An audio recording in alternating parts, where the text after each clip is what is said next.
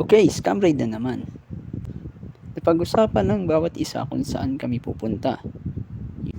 Yung iba gusto ng Bermosa, yung iba naman gusto ng coffee spot. Ngunit, scam raid nga pala to. Na ang napagbotohan ay coffee spot pero nauwi sa Chelsea lang. Scam talaga. Okay, gear up na. Maghanda na lahat sa pag-flight. Yung iba syempre nauna na. Pero syempre, gusto ko naman sa dulo.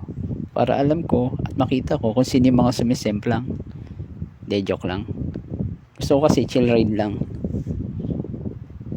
Okay, bakbakan na. So yun, tamang buntot lang ako kay Boy Jax at kay Papa Joe.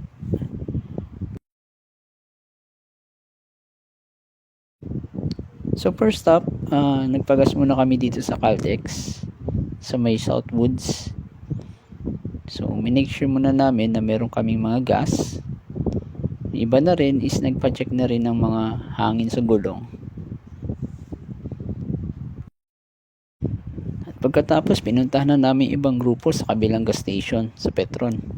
Dito pala yung karamihan. So ayan, nagpe-prepare na sila lahat. And then, ayan na. Let's go mga kamote.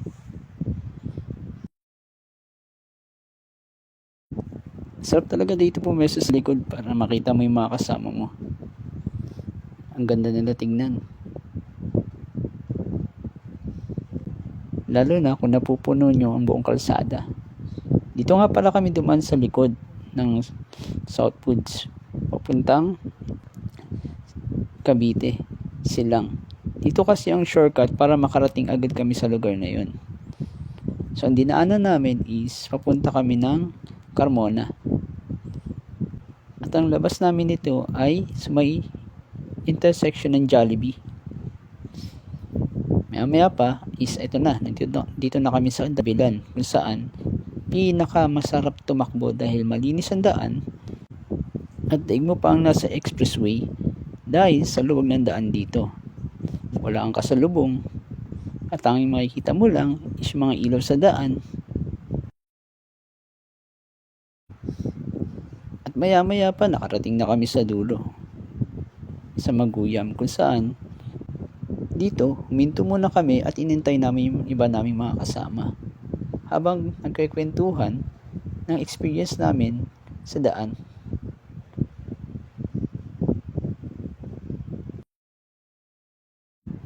At ilang saglit pa dumating na ang grupo.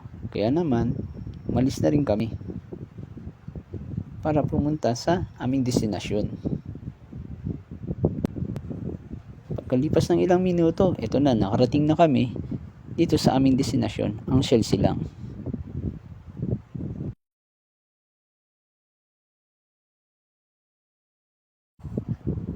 So yun, dito na kami.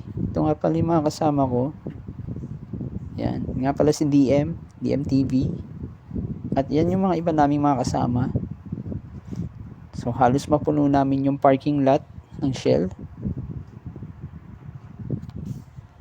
So ayun, kwentuhan lang muna. Then sinubukan ko yung dibdib ko kung hanggang saan ang tapang ko.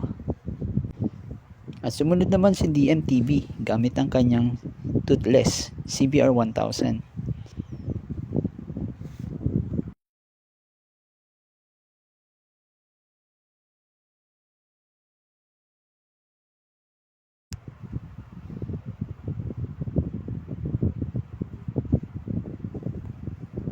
So ayun, napakalupit naman, nagwili pa.